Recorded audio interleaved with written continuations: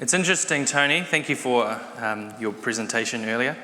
For those of you who wandered in a little bit later, you missed out on something like this. It's interesting that you mentioned the politics of the backdrop to France behind the Olympic Games.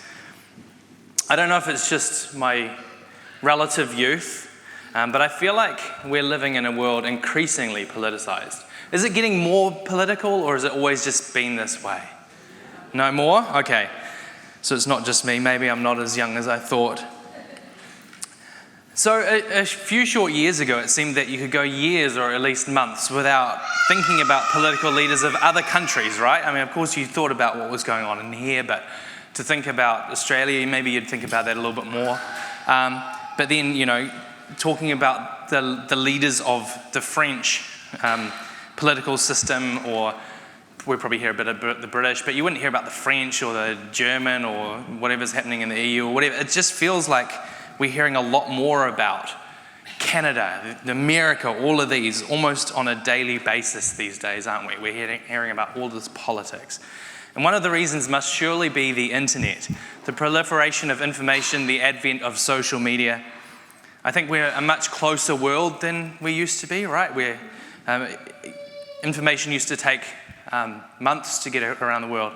I think you'd find out what the score was of the All Blacks beating England like 3 months later or something. Whereas now you know about it straight away. You don't even have to pay for Sky anymore. By the way, I watched the highlights, all minute and a half of them this morning for free. It was good. But we're a much closer world than we were because of things like globalization, the internet. It's made the world, in one sense, through our cultural and ethnic delineations, getting closer, right? And there's not such clear lines between things anymore. But they still play a huge role in geopolitical relationships. We just don't see them as so overtly anymore. But the idea that politics are increasing in relevance to our lives is not entirely accurate. It may be on that kind of level of headlines, but I think that these kind of politics have greater frequency in their intrusion into our lives. But politics dominates relationships everywhere we go, doesn't it? There's politics at work, in church, at school. It's everywhere. It changes in culture and practice depending on where you are, and it's changed a lot over time as well. I've been reading a little bit of C.S. Lewis's autobiographical material recently, and he talks about the major differences between going to school in England and down the road from where he lived in Ireland. And he paints one as amazing and one as terrible, depending on his perspective and what he'd grown up with. And we get huge differences between public and private schools, urban and rural schools, and the same applies to our workplaces and families as well. And he talks also a bit later in the book, where I read up to this morning, when the kids were making faces at each other instead of eating their breakfast, and I just ignored them and read. It was quite nice getting to that point in life. And he was talking about coming home from school for the summers and the politics within his own family, with a brother who was a few years ahead of him who was growing up. He was still a bit boyish, and his father had his own agenda, and just the politics of trying to manage those relationships so that he wouldn't lose either of the relationship with his brother or his father, seeing the tensions between the two. So even from a young age, he was well aware of the politics within his own family. And I'm sure you can think of politics that you have within your own families or your workplaces or whatever it might be. Everything is to some extent political, isn't it? And I think just to say there are relationships is to say there is politics. And one thing I find interesting reading through John 19 is the political undertones of the narrative. It even starts in verse 1. Then Pilate took Jesus and flogged him. Imagine that. You're Jesus. There's this Roman leader. You know you're God. He doesn't. And he flogs you before you've even had a trial. Here's Pilate, essentially king of his domain, flogging Jesus, king of the Jews and all creation. Today you wouldn't be able to flog someone without first finding them guilty in a court of law through a long process. Of course, you wouldn't be able to flog them at all in our country. But here Jesus is flogged despite having said a couple of verses earlier that Pilate could find no fault in him. Imagine finding no fault in somebody and still flogging them anyway just because you've got the political power over them, or so you think. And then in verses 2 and 3, and the soldiers twisted together a crown of thorns and put it on his head and arrayed him in a purple robe. Imagine that, these soldiers thinking they've got power over him. They came up to him saying, "Hail, King of the Jews," in a mocking tone, and struck him with their hands. The soldiers even decided to use their perceived power against Jesus, also not knowing that he really was the one with the power. They mocked him and abused him despite his being presumed not guilty. So there was Pilate, Jesus, the soldiers, and the Jews, and we see in verse 7, the Jews answered him, this is to Pilate, "We have a law, and according to that law, he, Jesus, ought to die because he has made himself the Son of God." So there's politics there going on between his own country people as well. And so this Pilate became afraid. Why would he be afraid of what the Jews have said here? Was it because he believed that Jesus was the Son of God? Probably not overtly. Maybe he had some kind of realization spiritually or just emotionally within himself that there was something going on, possibly. See, the Romans believed in an array of gods to the point that the early Christians were known as the atheists. How funny is that? Christians were known as atheists back then, as in atheists, theists being those who believe in God. So Christians were known as atheists, those without gods, because the Romans, the Greeks, they all had this array of gods. And of course they had full gods, and then they had demigods who could potentially be running around. So for them, perhaps the idea of a son of God was not such a big step to believe in. So it's possible there was something like that going on. And it's possible that, kind of like today, how in New Zealand, there's a belief in many spiritual deities, right? It's part of our cultural identity as well, things like gods of the forest. And it's kind of like that in the Roman times. So it's possible that Pilate thought Jesus' claim to be the Son of God could have something to do with it. More likely, though, he was probably worried just about the political events surrounding this.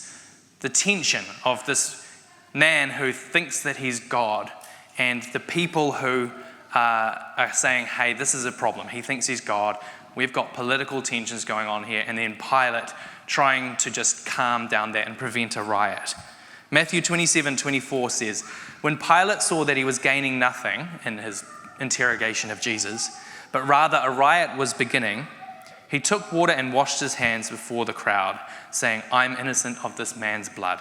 See to it yourselves.'" So he stands there and washes his hand and he says, "You know what? The politics of this is all too much for me. I'm just going to throw it all back to you guys." And when the Jews explained why they wanted Jesus dead, this must have only elevated the risk in his mind. After having done that, he thought, actually, this is something that I'm going to have to kind of quash. That there would be unrest if he let Jesus go. And he didn't want that kind of political situation. It would not look good for him as kind of the king of this little area if suddenly there was an uprising that he hadn't prevented. A man claiming to be the Son of God, Pilate would have known was going to be a problem to the Jews until it was dealt with once and for all. But I find it quite laughable, as I imagine you do, that Pilate thought he could absolve himself of the guilt of putting a person to death and having him flogged, even though he hadn't been found guilty, just by washing his hands. You know, how stupid is that? But how often do we kind of do that? We make excuses for the things that we do or don't do as well. And it was his decision alone, and he was acting gutlessly by choosing political expedience over justice and truth, wasn't he? How often do we see this today in the political leaders of our own country and abroad? Politicians are known for their two-faced behavior. Isn't it sad that they're kind of already known for that and we kind of just expect it? Making deals with one another that bind them against one another.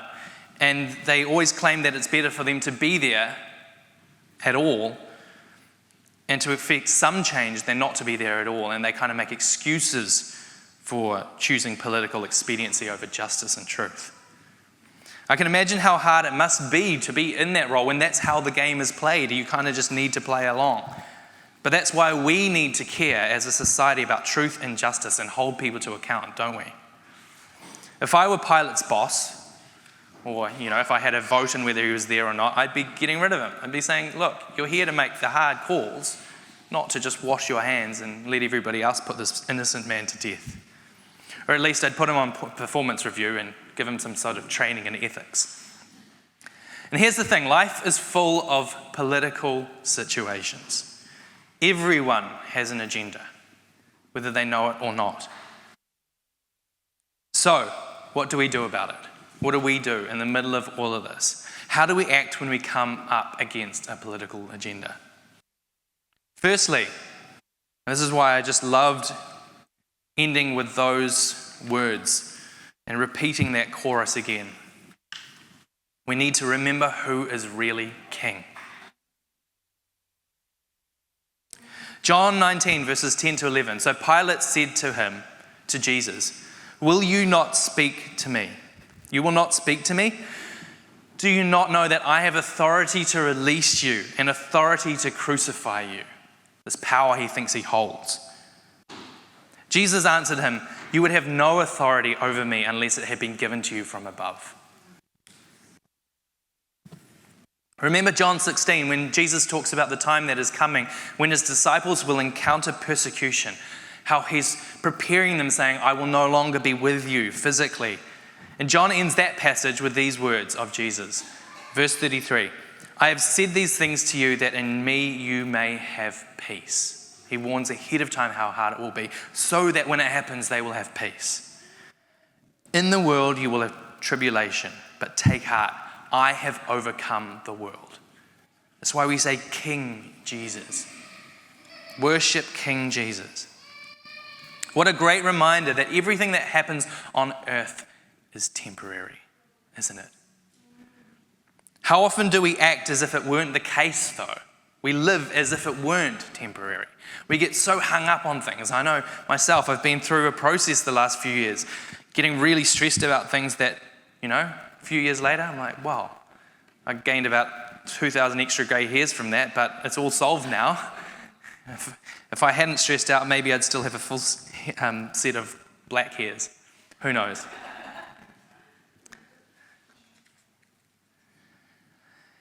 How often do we act as if it weren't the case that the world is passing away, that the things we deal with now aren't temporary? We're seeing an increase in society's negativity towards Christians, aren't we? We are. We are seeing an increase. That's for sure. But how much of it is active? Just people going out thinking, I think I'll persecute Christians today. Or how much of it is just kind of incidental because of our culture, because of where we are at in history? For example, the Olympic ceremony. We've talked a little bit about it, positive, negative. And it may have been an intentional affront. It's entirely possible. Or it may have just been a celebration of paganism, which, is to us not positive anyway. Either way, it certainly wasn't a celebration of truth, in my opinion. It was, and take this word as I mean it, an abomination, which is a twisting of real virtues, things that are really good, love, beauty, creativity, into something that wasn't what God intended, right? And it's possible that the explanation which was given, whether it's ostensibly or accurately, was that it was simply a Greek feast, It was just celebrating the origins and the cultural background of the Olympics. It's possible. It's possible also that that was only the public explanation and that there was something more nefarious or negative going on behind it, that the designers of the scene really had an anti-Christian intent. In fact, I think it's highly likely that there were political undertones, because everything is political. And what do we expect from the French, really? We expect this kind of anti-Christian, anti-political situation and these undertones anyway, don't we? I mean, we only have to go back a couple of hundred years to the French Revolution just to see how much of a mess things were there. And have they really recovered fully from that? And to be honest, I don't blame them though. If you don't believe in God, if you don't believe God is real, then politics matter even more, don't they? I mean, the political history of the church, for example, in Europe is absolutely appalling. Now, whether it was real Christians or not, it doesn't kind of matter to people who are anti-Christian or just secular. But we need to remember who is really king, don't we? No matter what our society, a secular society, puts forward, and the parallels now between today and Pilate's day, there's many parallels. But we need to remember to follow whose example? Pilate's, the Olympic Committee, Jesus. He knew who was really king. And when he's being challenged, did he rise up and defend himself? No, he didn't. He acted in accordance with truth, knowing that justice would follow in due course. So firstly, we need to remember who is really king. Secondly, don't judge others. Along this line, I think we need to be careful when attributing intent to someone else's actions. Who here has ever been misread and accused of having an intent when you don't think that's your intent at all? Often I hear people say that a politician has gone out of their way to do evil. In fact, I often say that an action was evil. Whether it's talking about the politics in my wife's work and I'm doing the male thing of trying to solve the problem instead of just listening, and she tells me of something that's gone on, I go, oh, that's evil. No, shut up and listen to me. I'm just trying to talk about it. I'm like, well, it is evil and I'm frustrated by it. You've brought this problem into my world and now I wish that problem would go away. And in my idealism, I think of a world in which these problems didn't happen. And she gets annoyed at me for that, but then she also gets annoyed at me for saying it's evil. And I'm like, okay, fine. It was a black and white, extreme kind of word. But even if I think that someone's actions were harmful and that there was evil behind it, I always try to make sure that I never presume to know their intent is evil, right? People can do things that are evil or bad, but did they intend them that way? Some politicians do what is wrong, and we can see that it is wrong. But sometimes Christians act as if those politicians were intending to do wrong. And of course, there are some people who just are narcissistic, sociopathic, whatever it is, and they just, they're full of themselves and they just want to do wrong. But generally, I don't think this is actually the case. Not completely and not overtly. It may be occasionally, but it's highly unlikely that politicians become powerful to enact injustice. They more likely want to enact justice. They just have a false idea of what that is. Really, all of us are a mix of good and bad. Some of you excluded, of course, but I am a mix of good and bad. I even had to apologize last night, again, playing board games with my brothers and my wife for complaining the whole way through it because it wasn't going my way. And I don't actually care whether I win it or not. I just care whether I'm enjoying it or not. But somehow I feel like I have to make everyone else not enjoy it if I'm not enjoying it. And I apologized at the end, and my wife said, well, at least you're aware of it. Like, yes, well, I wish I'd been aware of it a couple of hours earlier.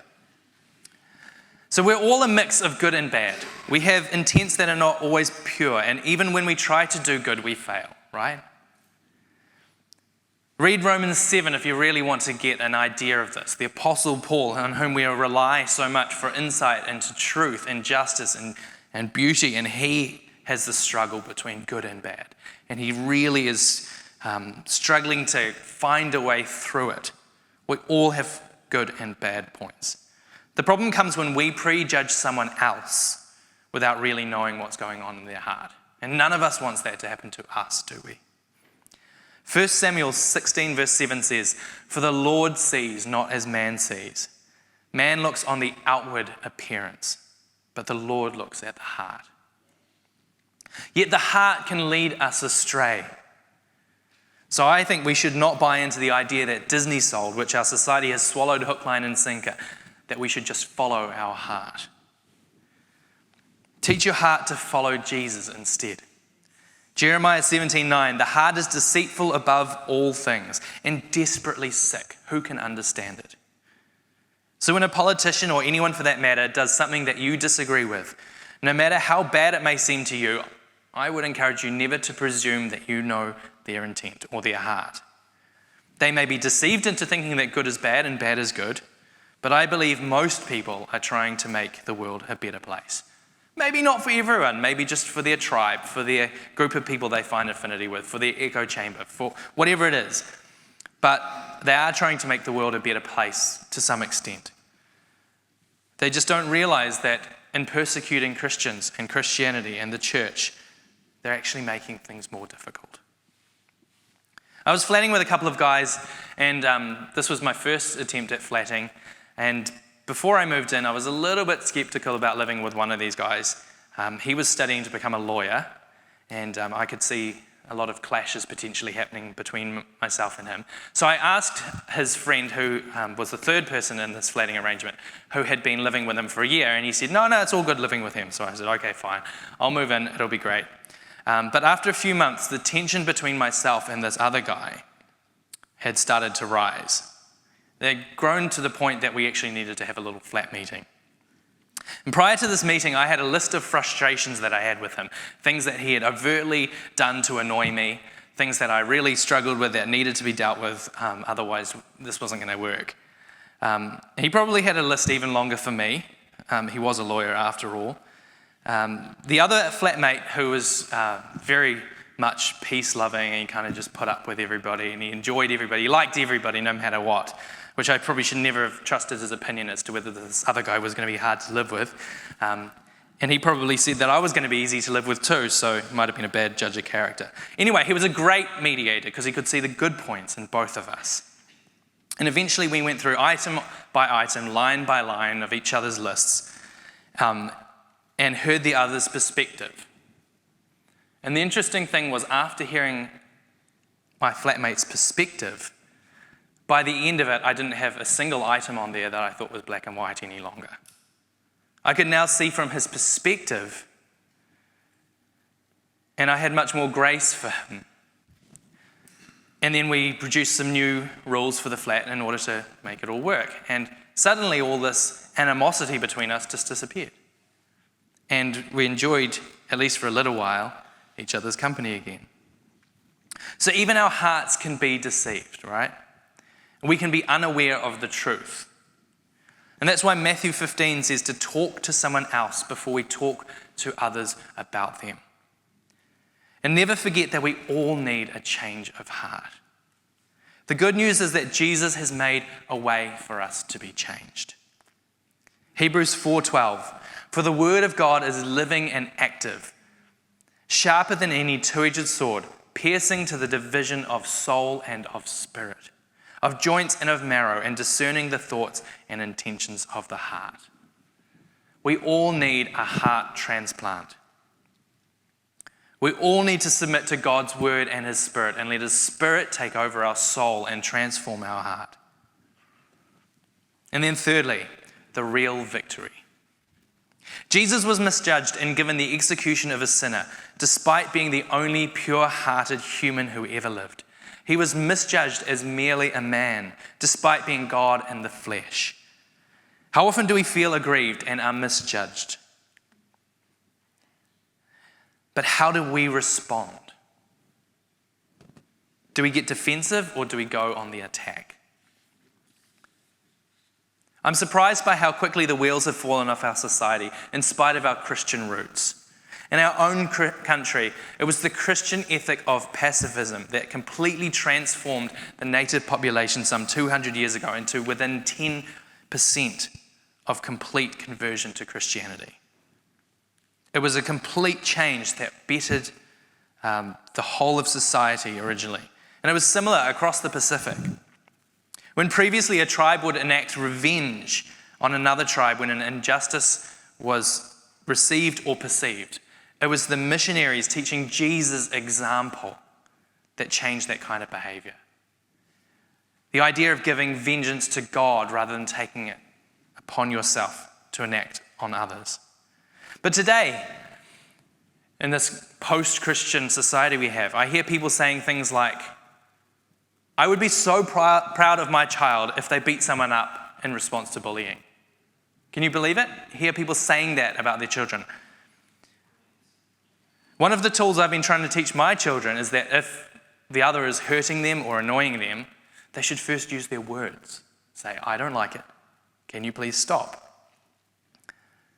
And next, if that doesn't work, they should walk away. And lastly, they can ask an adult for help. And I think it's the same in society. We have mechanisms and the law and police and all this stuff in place so that we can find justice, rather than just an eye for an eye, a tooth for a tooth. What I don't want is for the children to learn that the only way to deal with it is to physically fight back. Sometimes self-defense might be required, and that's not what I'm talking about. I'm not saying just that we need to be so pacifist that we never look after ourselves or people who are actually in grave danger. But this is quite a different thing altogether from escalation.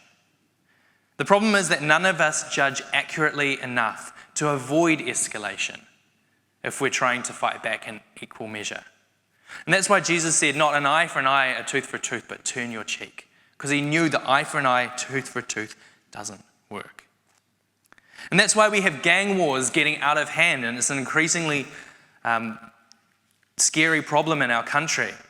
Or you look at the Middle East, look at what's going on there now, which has been going on there for a long time. And it never ends until one side lays down their right to fight and chooses to build bridges.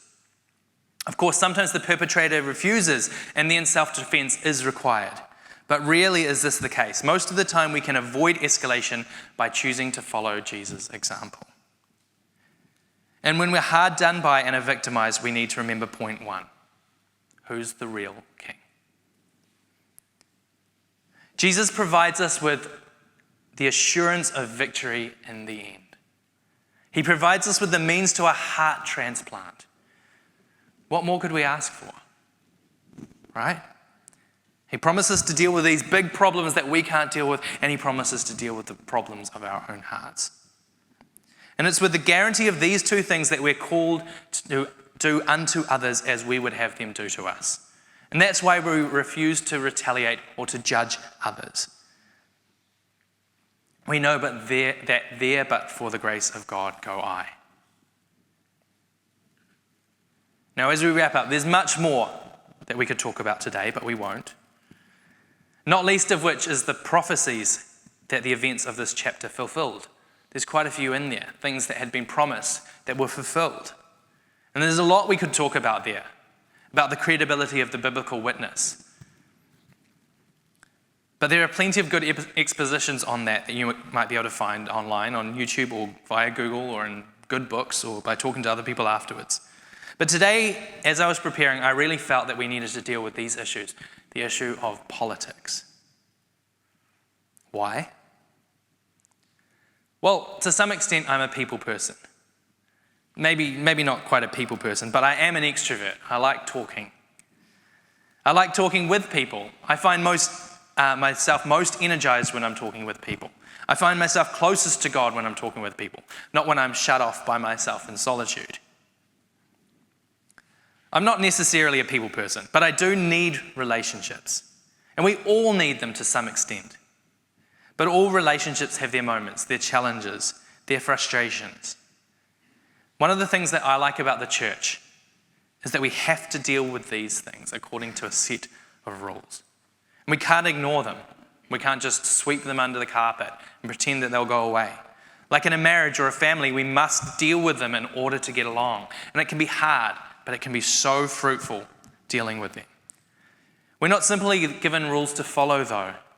Like we are in our secular society, we just have to toe the line, otherwise it's jail or fines or whatever. We're also given tools in the church, in life with God, tools to go with our rules. We're given the Word and the Spirit to empower us, to teach us. We have an advocate, a comforter, and a guide. We're not left alone to deal with the hurts, the problems, and the possible negative outcomes. And we're promised that better days lie ahead. You may be able to recall times when you've come up against political landscapes you wish you were not involved in. You might be going through some now. Undoubtedly you are. I know what it's like. And you sometimes lie awake trying to figure out what to say or do, and you feel anxious about the day ahead. It's tough. Trust me, I know what that is like. It's really difficult. But more importantly than me knowing, it's the fact that God knows.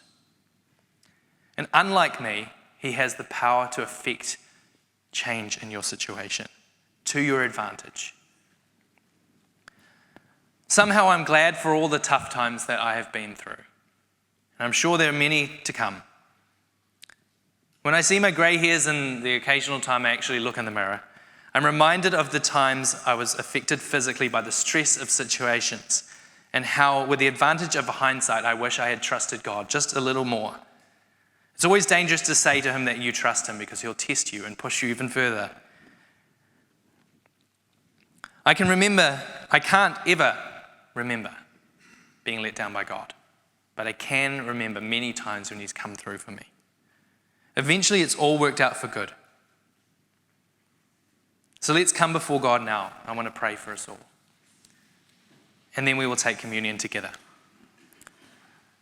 Firstly, I want to pray for people dealing with tough political situations, whether it's at work, in families, or just the fear of the politics of this world.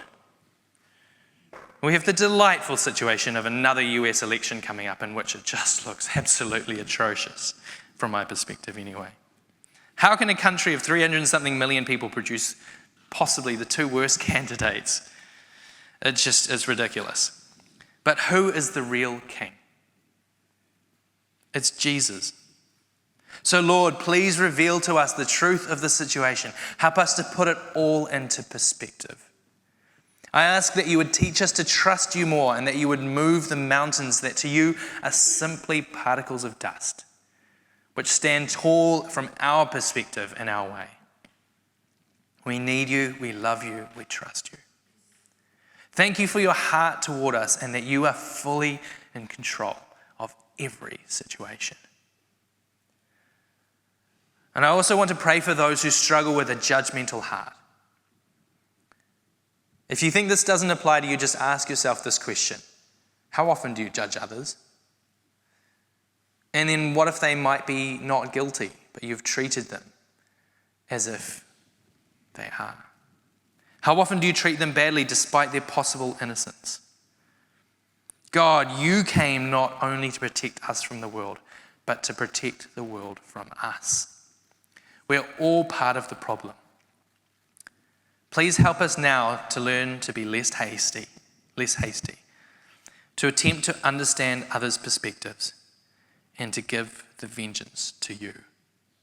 That in this world we would be peacemakers and not perpetrators for the advancement of your kingdom and your glory in this world.